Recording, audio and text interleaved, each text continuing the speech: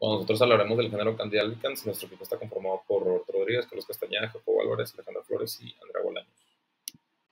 El género Candida es el grupo más importante de patógenos micóticos oportunistas, colonizan la microbiota de las personas, se le llama levaduras oportunistas, normalmente colonizan la microbiota normal de personas sanas. Es la tercera causa mundial de infecciones septicémicas, por debajo de infecciones septicémicas por bacterias. Hay más de 100 especies, como Candida glabrata o Candida parapsilosis, pero la más común normalmente es Candida albicans. Voy a hablar de la estructura y morfología de Candida albicans. Este es un hongo unicelular que puede adaptar formas de levadura, hifas y pseudohifas. En su forma de levadura, las células son pequeñas y ovaladas, llegando a medir entre 2 a 10 micras de diámetro. Su pared celular proporciona rigidez y protección. Está compuesta principalmente de quitina, glucanos y proteínas, los cuales brindan resistencia a las células inmunes del huésped. Su reproducción es por gemación, que es una reproducción asexual. Bueno, hablando un poco de la epidemiología en general del género Cándida, normalmente coloniza la microbiota del ser humano, la del aparato digestivo, que va desde la cavidad bucal hasta el recto. Son también microorganismos comensales en vagina, uretra, piel y uñas, ya que pueden estar en esas zonas sin causarle algún riesgo para el paciente. Y como ya mencioné, el principal agente etiológico de las enfermedades de Cándida llamadas candidiasis es Candida albicans.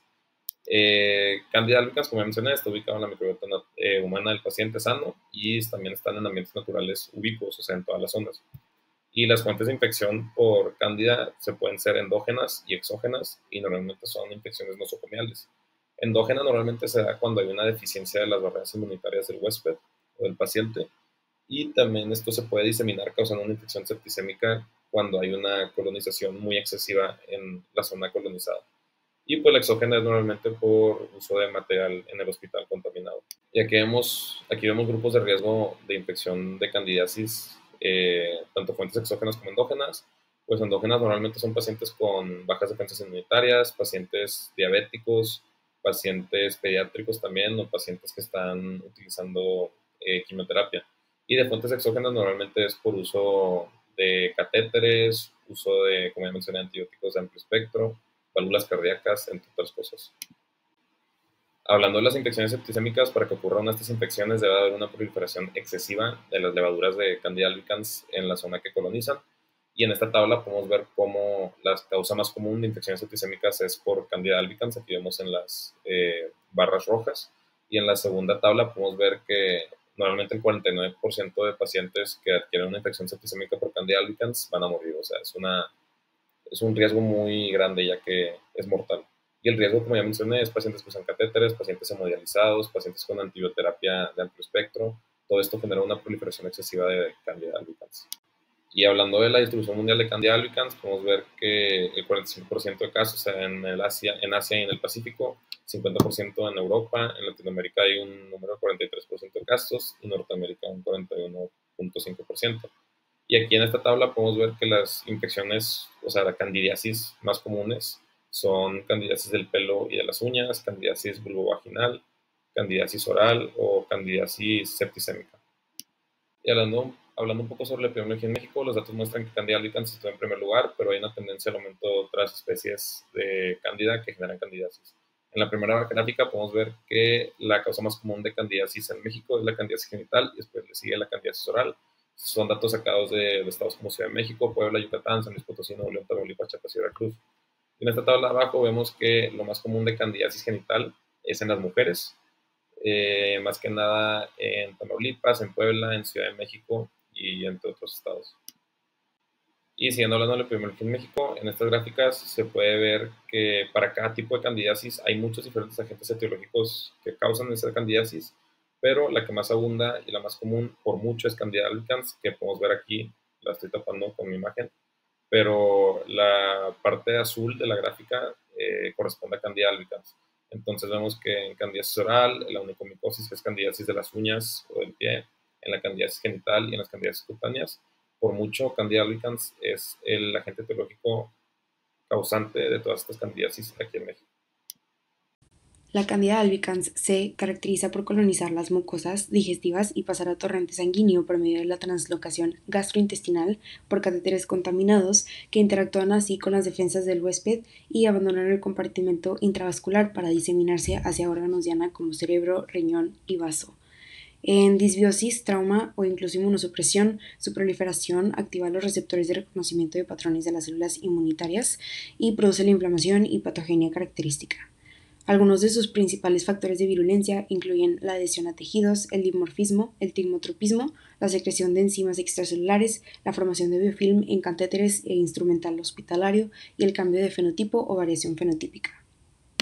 La Candida albicans tiene la capacidad de cambiar su morfología de una forma de levadura hacia una forma micelial. La forma micelial es incluso más virulenta que la forma levaduriforme y está regulada por el pH y la temperatura. Las hifas tienen esta capacidad de tigmotrofismo que se refiere a un sentido del tacto sobre la superficie epitelial, lo que le permite crecer en surcos y en poros que le permiten infiltrarse sobre la superficie epitelial y proliferar. Es importante mencionar que los niveles de glucosa también tienen un papel fundamental en el factor de virulencia de la Candida albicans, puesto que la glucosilación de las manoproteínas de la pared celular de la Candida albicans inciden en la hidrofobicidad de la célula, aumentando así su capacidad de adherencia al epitelio, por lo que un alto nivel de glucosa sanguínea aumenta también la avidez de receptores y su capacidad de interactuar con la Candida albicans, y así aumentando también la proliferación de esta. La Candida albicans secreta enzimas extracelulares como lo son las fosfolipasas, las proteinasas y las lipasas, y específicamente la aspartilproteinasa, que lo que hace es hidrolizar las proteínas de defensa del huésped ante la infección, así atravesando las barreras de tejido conjuntivo y facilitando su diseminación hacia otros órganos diana como lo son el cerebro, el vaso, el riñón, etc. También se conoce que las glucoproteínas inhiben la respuesta inmunitaria del huésped. Bueno, ahora vamos a pasar con las manifestaciones clínicas. Primero tenemos las infecciones mucosas, que es la candidiasis oral o también llamada Muguet. Esta infección se limita a orofaringe, pero puede extenderse hacia el esófago o hacia el tubo gastrointestinal. Se manifiestan con placas pseudomembranosas que provocan ardor y dolor. Estas estas manchas pueden ser desprendidas al flotarlas y dejar áreas rojizas, y se observan más en pacientes inmunodeprimidos. Y aquí tenemos una foto de la infección en el esófago y la oral, cómo se ve la lengua. Y continuando con las infecciones mucosas, tenemos la candidiasis vaginal o genital. Se manifiesta con picazón, ardor, flujo vaginal espeso y blanco. En los hombres puede causar balinitis, inflamación, que también igual se presenta con picazón y ardor. Y ahora vamos a pasar con las infecciones cutáneas. La candidiasis cutánea puede causar erupciones cutáneas rojas y escamosas que pueden ser dolorosas y con ardor. En bebés se le denomina área de pañal y se forma con placas eritematoescamosas y altamente pruriginosas. Puede pasar a las uñas causando onicomicosis.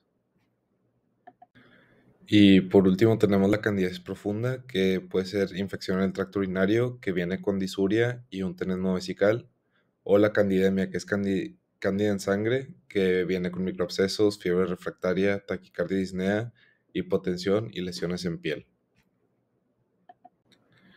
Para el diagnóstico tenemos examen directo, KOH al 10%.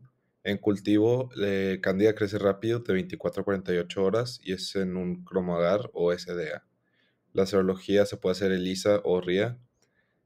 Para saber la especiación se hace suero, Dalmau, auxonograma o secuenciación. Y para saber la susceptibilidad se hace una dilución y una prueba de disco.